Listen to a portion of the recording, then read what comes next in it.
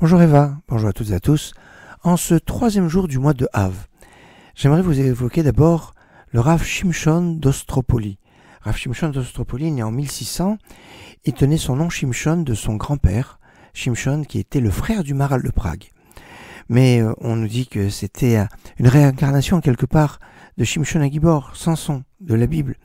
Et il était aussi le Gilgoul de Rabbi Akiva, un lien avec Rabbi Akiva. Il a été tué comme Rabbi Akiva à Kiddush Hashem en 1648 dans les pogroms de Bogdan Khmelnytsky qu'il y a eu en Ukraine. Il étudiait la Kabbalah à un très haut niveau avec le prophète Élie, avec Eliyahu Navi, comme Rabbi Tzrak Saginaor, c'est Rabbi Tzrak l'aveugle, 1160-1235 en Provence, ou Rabbi Tzrak Luria, la Rizal. Rav Shimshon d'Ostropoli, 1600-1748 donc, est un grand spécialiste des guématriotes notamment, mais pas seulement, même des structures. Il nous fait remarquer par exemple que la présence de Dieu est très liée avec les patriarches et matriarches. Quand on additionne le nombre de lettres des patriarches, Avraham 5 lettres, Yitzhak 4 lettres, Yaakov 4 lettres, eh bien ça fait 13.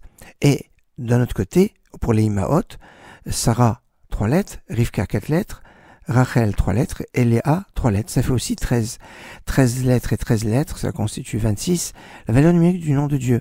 Et c'est là comme ça qu'on pourra comprendre ce qui est marqué dans le psaume Loulé Hachem Shayalanu Yomar l'Israël. Si ce n'était que une allusion au nom de Dieu, on aurait dû dire Israël. En effet, pourquoi on dit Yaakov dans la prière, Eloké Abraham, Eloké Yitzhak, Eloké Yaakov, Dieu d'Abraham, d'Yitzhak et Yaakov.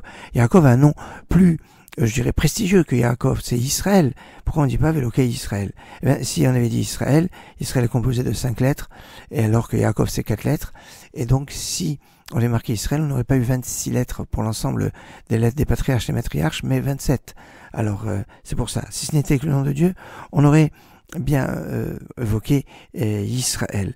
Il est l'auteur aussi d'une lettre très connue qu'on lit en général, qu'on étudie la veille de Pessah sur les 10 plaies d'Égypte, quelque chose d'assez remarquable. Et puis aujourd'hui, 3 Av, c'est l'Aïloula, le Yahrzeit du rabbin Charles Liché, rabbin Charles Lichtenstein, né en 1920 à Metz, qui avait son père, Jules, qui était Chazan aussi. Il a été déporté le 21 septembre 1942 et avec sa famille, avec son père. Il était dans le fourgon à bestiaux et c'était Kippour. Et il va dire à son père comment nous sommes à Kippour et nous sommes dans un wagon à bestiaux, où est Hachem? Et son père lui a donné une gifle qui va lui brûler sa joue pendant des années jusqu'à la fin de ses jours, qui va retenir la promesse qu'il va faire à son père, qui lui dira si tu survis à cet enfer, tu seras rabbin. Et il était rabbin, il était le seul survivant de la Shoah de toute sa famille. Avant-guerre, il était Chazan à la synagogue de Chaslouba.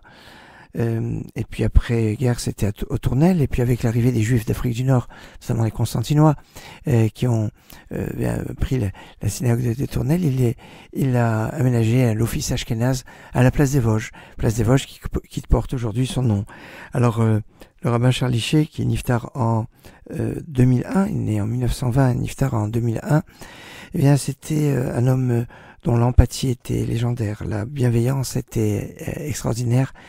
Et la voix très mélodieuse et agréable était une force qui lui permettait de conquérir tous les fidèles, même ceux qui auraient été les plus récalcitrants par rapport à la liturgie. C'était le rabbin Charles Liché, Yeshayahu Ben Israël, un grand homme. Excellente journée.